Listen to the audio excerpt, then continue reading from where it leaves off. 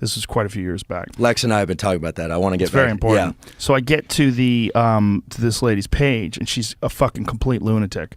And one thing I see in one of her hashtags is #vegan_cat.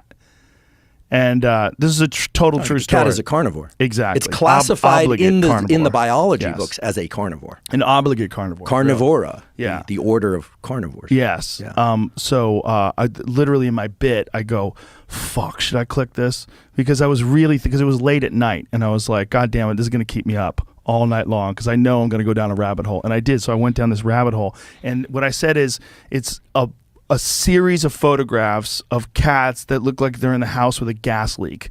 Like every cat is just like, and it's like vegan cat. My cat loves spinach. This cat's like, where the fuck is the real food? Well, this is a good example where you've taken an animal. Like I think a lot about animals, and I confess in my research career, I've worked on animals. I have worked on a lot of animals. Nowadays I work on humans, which feels much better because they consent.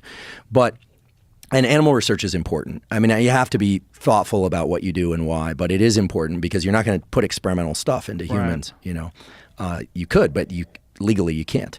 So when we take these animals and we domesticate them, sometimes it's kind and we enter this reciprocal symbiotic relationship with them, but sometimes you're depriving the animal of some basic instincts that's so innate that you're actually torturing the animal. You are torturing a cat if you make that cat eat soybeans. Yeah. This is why I'm not a hunter. I know you're a hunter, but I've been talking to hunters. Andy Galpin, I learned as a hunter, and I think Andy's terrific. And he's awesome. He knows so much. And brilliant. He's been absolutely a critical resource for me. It's a great follow on Instagram too, and on Twitter as well. He really parses the literature on sports performance physiology. I mean, he does it right down to the muscle microscopy, but he also works with athletes and typical people. He's a real practitioner. And I really have respect for him. I love these people. I guess it sounds like Danaher is his name. People have just really poured themselves into something. But he's a hunter as well. Hunters and ranchers really understand the relationship between animal and human, and they understand that before this thing is your pet, before it's got its name or it's your dog or it's your cat, it's an animal.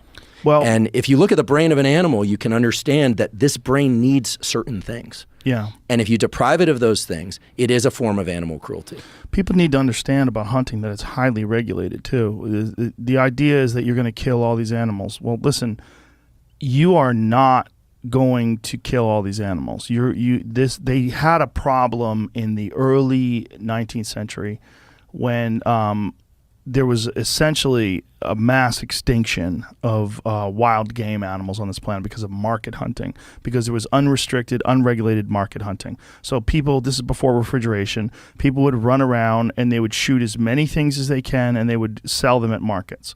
And it led to a massive decrease in deer, elk, bear, everything. Now they're highly regulated, and there's more deer in America today than when Columbus came here. They're very well regulated. Don't they even have them in Hawaii or something? Yes, that's axis deer, and that's a real problem because those were brought by the king of India, brought them to King Kamehameha, who was the king of Hawaii at the time, and they brought in this incredibly prolific animal with no predators. So in the island of Lanai, you got to say it right. I usually say Lanai, but it's Lanai. They have 3,000 people and somewhere in the neighborhood of 30,000 deer. Wow. It's nuts. When you're there at night and you drive, like we were there and this lady turned the headlights on for us and like turned towards the field, and you just see like a fucking 1,000 eyeballs. You can't believe how many eyeballs you see looking back at you. It's madness. Just seas of axis deer. And they are delicious. Are they? I was going to ask, are they delicious. good eating? They're so good. But they evolved around tigers. So they're from India. So they're insanely hard to hunt unless you're using a rifle. So this is how hard they are to hunt. When I went there with Cam Haynes, who's probably the best bow hunter on earth, and John Dudley, who's probably neck and neck with him. And there's like us and a couple other hunters who are like top of the food chain, like Adam Greentree and Remy Warren. We were all successful in bow hunting these animals. They're very difficult to kill. What makes them hard? So I'm very interested in predator-prey relationship. Like, so these axis deer they hear you from a mile away. They hear you from a mile away, they're gone. They smell you, they're gone. And they jump the string. What that means is when you shoot, the sound of your bow going off makes them duck down and leap forward, because the way they move, the way they get away, is they drop all their body weight down, so they load their limbs, they load their muscles, and then they spring out of there. Can they jump high? Oh my God, like gazelles. So they take off, right? And they're insanely fast.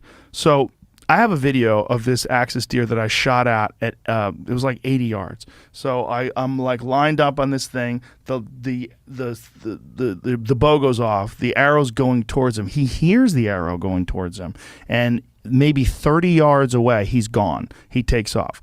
So we actually figured out that the best time to hunt them is in the afternoon, because it's windy, and when it's windy, they can't hear you.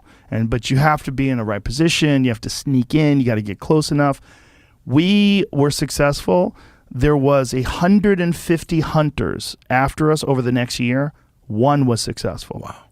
Every single one of them gave up on the bow and started to pick up a rifle. They said, listen, this is crazy. And the guys are like, I'm telling you, this is How long, because I know nothing about this, maybe you could explain, because I'm curious. So you'll set off on one of these hunts. How long are you going to be out for?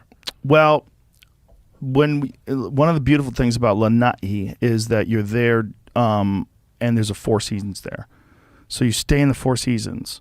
And so you could rent a house. One of the guys rented a house, and a few of the other hunters stayed there. But there's only a few. It's paradise, essentially.